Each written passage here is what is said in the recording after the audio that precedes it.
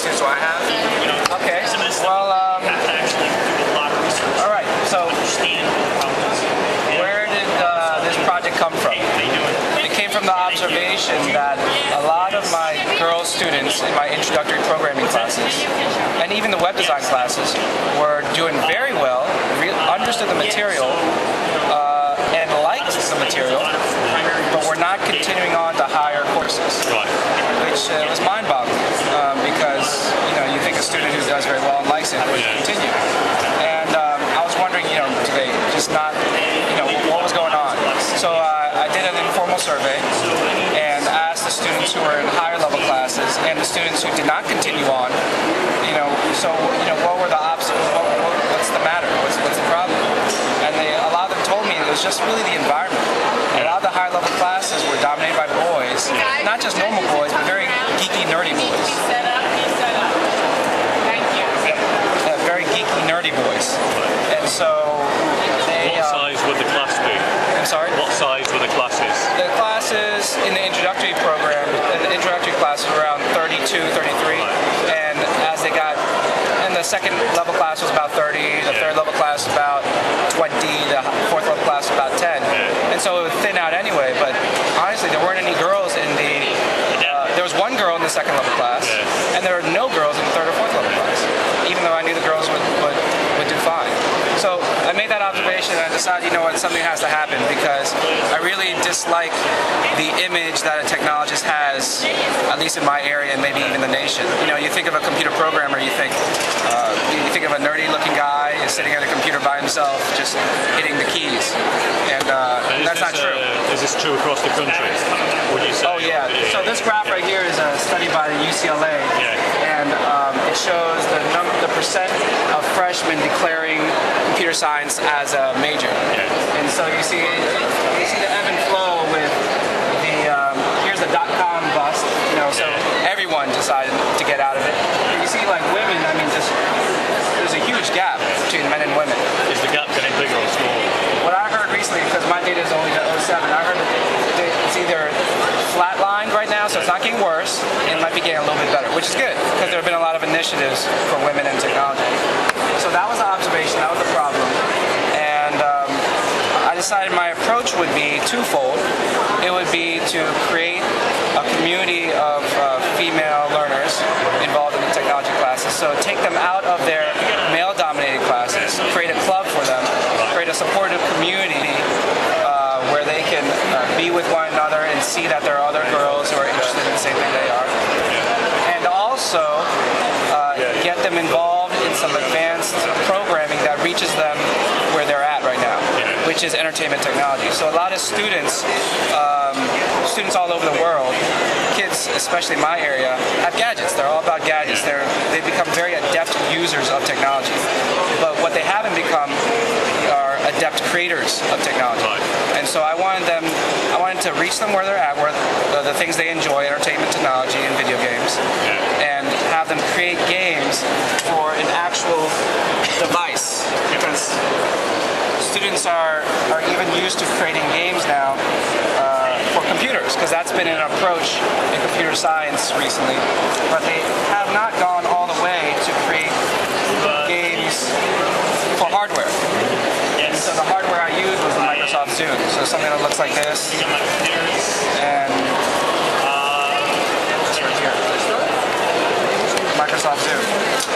And so Microsoft makes game programming for the Microsoft Zune very accessible, using some very cutting-edge technologies.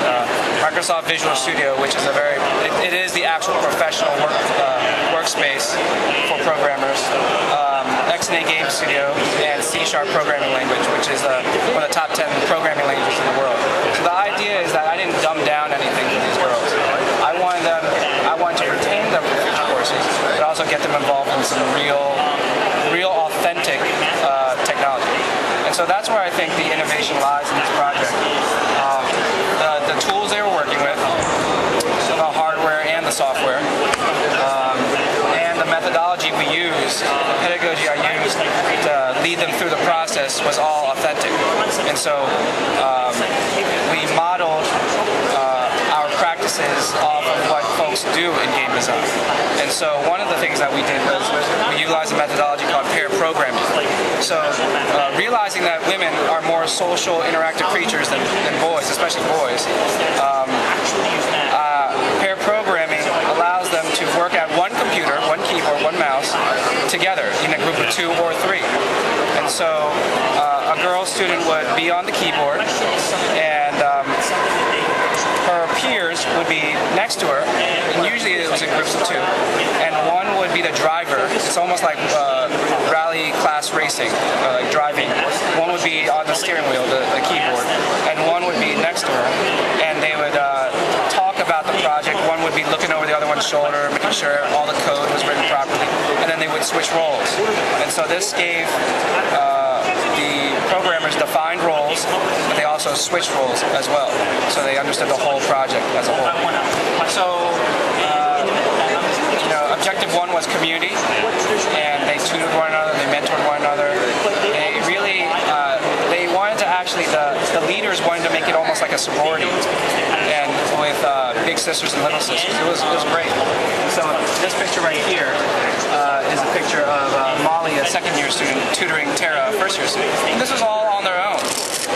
They just decided that on their own. This is a picture of some of the girls in the club with the Microsoft Zunes. And so objective 1 was community. Objective number 2 was the idea of 21st century skills, which was addressed through the authentic hardware and software and the process we used to create the game. The third objective was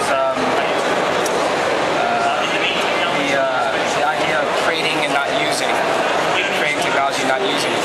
So what happened when they went back into their class with geeky boys? Thank you. Were they better? Yeah, so another reason why we use authentic hardware and software, and we chose something so rigorous as game programming, which is really actually, you ask any computer science programmer, it is the most rigorous type of programming you can do, game design, because it involves so much. I mean, these girls were so confident. They knew more than the boys, and they knew more than the boys, because we studied some of this C# programming, X and A, in class already, but because they had an experience creating actual, going through the whole process and creating an actual game, they had that supplemental experience. They knew everything that the boys knew and more. And so, what were the actual physical results? We doubled the number of girls in our higher level computer science classes. And even this year we added even one more, so we now 2.2 times as many people, or something like that. The girls scored an average of a 4 out of 5 on the AP exam, which is excellent. That means that they all got college credit. So most schools, if you get a 3, you get college credit. The higher level schools, it's 4. And so 2 of my girls, the actual leaders of the group, went on to top 5 computer science schools in the nation. Is this something that can be transferred to other schools? Yeah. Or does it rely on your charisma? Thank you. That's a great idea. So the idea of scaling up. Yeah. Now the computer finally updated. I can. You have a website, and I'll stop recording and let y'all talk. I don't have a website. You don't? But where can they find out about what you're doing online? Is there a place online? There's the YouTube video of my project. How do they find that? Just Google Pat Yongpradit.